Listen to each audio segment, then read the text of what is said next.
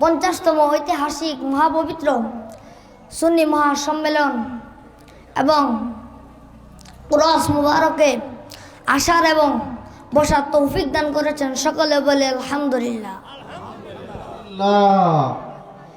দুরুদ ও সালাম নূরের নবী, মায়ার নবী, জিন্দা নবী, হায়াতুন নবী, সৎকারে মদিনা হযরত মুহাম্মদুর রাসূলুল্লাহ সাল্লাল্লাহু তাআলা আলাইহি ওয়াসাল্লাম নবীজির কদমে।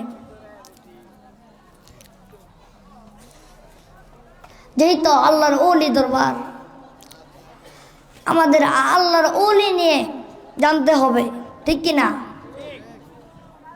যদি আল্লাহর ওলি নিয়ে জানতে হয় তাহলে আমাদের দেহ নিয়ে কয়েকটা কথা জানতে হবে। মানুষের দেহের মধ্যে 3টা অংশ রয়েছে। কয়টা? 1 নাম্বারটা ফানাফিল্লাহ, 2 নাম্বারটা ফানাফির রাসূল, 3 নাম্বারটা ফানাফির শায়েখ। কয়টা গেল? মানুষের মাথা থেকে গলা পর্যন্ত যে অংশটা রয়েছে তাকে বলা হয় ফানাফিল্লাহ। গলা থেকে নাভি পর্যন্ত যে অংশটা রয়েছে তাকে বলা হয় ফানাফির রাসূল। আর নাভি থেকে পায়ের তালু পর্যন্ত যে অংশটা রয়েছে তাকে বলা হয় ফানাফির শায়েখ। কয়টা গেল?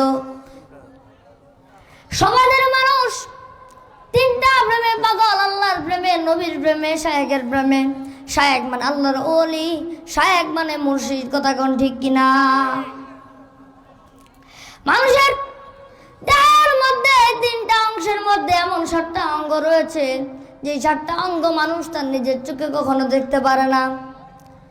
1 নাম্বারটা মাথা, 2 নাম্বারটা কপাল, 3 নাম্বারটা চোখ, 4 নাম্বারটা হলো নাক, 5 নাম্বারটা গাল, 6 নাম্বারটা জবান এবং 7 নাম্বারটা হলো থুতা। কয়টা গেল? এই 7টা অঙ্গ মানুষ তার দেহের জীবনই তার নিজের চোখে দিয়ে দেখতে পারে না। যদি দেহের এই 7টা অঙ্গ দেখতে হয় তাহলে আয়নার ব্যবহার করতে হয়। কথা কোন ঠিক কিনা? আয়না ছাড়া দেহের এই 7টা অঙ্গ কখনো দেখা যাবে না। কিন্তু একটু চিন্তা করেন, আয়না আবিষ্কার হয়েছে কত বছর আগে? 1000 বছর আগে। 1000 বছর আগের হওয়ার বেশি কথা না।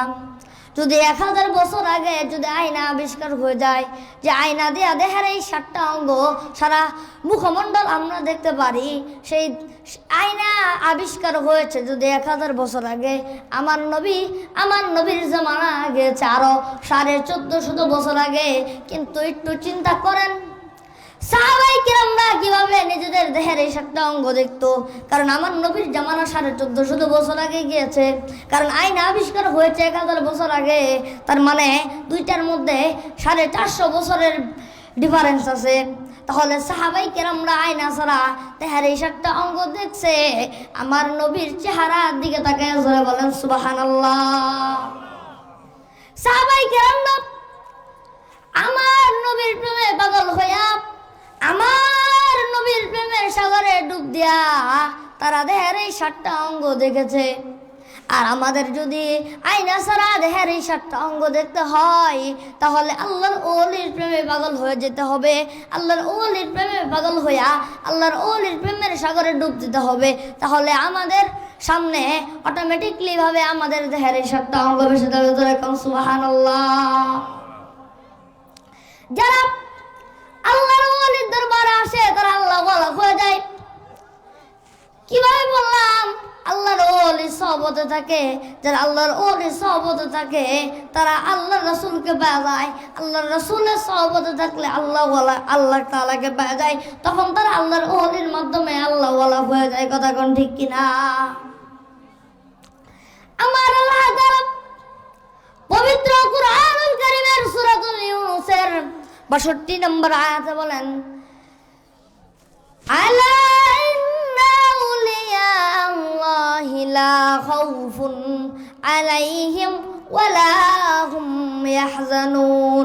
জিকার মেরে বলেন আল্লাহু আকবার। আল্লাহ তাআলা বলেন, নিশ্চয় যারা আমার বন্ধু হয়ে যায়, নিশ্চয় যারা আমার ওলি হয়ে যায় তাদের দুনিয়া এবং আখিরাতে কোনো ভয় নাই, তাদের দুনিয়া এবং আখিরাতে কোনো টেনশন নাই। জোরে গান সুবহানাল্লাহ।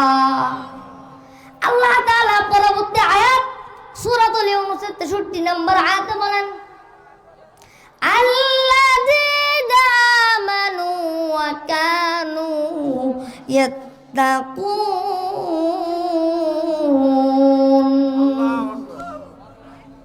আল্লাহ তাআলা বলেন, কারণ তারা ঈমান এনেছেন এবং তাকওয়ার উপর প্রতিষ্ঠিত হয়েছেন।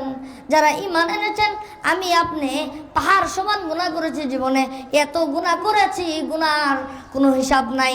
এত গুনাহগার বান্দা কখনো এত সহজে ঈমান আনা যাবে না। যদি ঈমান আনতে হয়, আল্লাহর ওলি হতে হবে। আল্লাহর ওলিরা ঈমান আনতে পেরেছেন এবং তাকওয়ার উপর, আল্লাহ তাআলার তাকওয়ার উপর প্রতিষ্ঠিত হয়েছেন। জোরে গান সুবহানাল্লাহ। আগে রাতে বললাম তাদের ভয় নাই। কেন তাদের ভয় নাই জানতে হবে কি জানতে হবে না? আল্লাহ তাআলা সূরাতুল ইউনূসের 64 নম্বর আয়াত পরবর্তী আয়াতে বলেন, লাহুমুল বুশরা ফিল হায়াতিদ দুনিয়া ওয়া ফিল আখিরাহ। জিকির বলেন আল্লাহু আকবার। আল্লাহ তাআলা বলেন, তাদের জন্য দুনিয়া এবং আখিরাতে রয়েছে সুসংবাদ। তাদের জন্য দুনিয়া এবং আখিরাতে সুসংবাদ আছে। তারা জানে তারা জান্নাতি, তাদের কোনো ভয় পাওয়ার কোনো কারণ আছে? এর জন্যই বলি সবসময় আল্লাহর ওলির সহবত রাখতে হবে, আল্লাহর ওলির কাছে আসতে হবে। কথা কোন ঠিক কিনা? আজকে আমি যে বিষয়ের উপর আজকে আলোচনা করেছি, আল্লাহ তাআলা আমাদেরকে এই বিষয়ের উপর পরিপূর্ণ আমল করার এবং বুঝার তৌফিক দান করুন। আমিন। ওয়া আখির দাওয়ানা আনিল হামদুলিল্লাহি রাব্বিল আলামিন।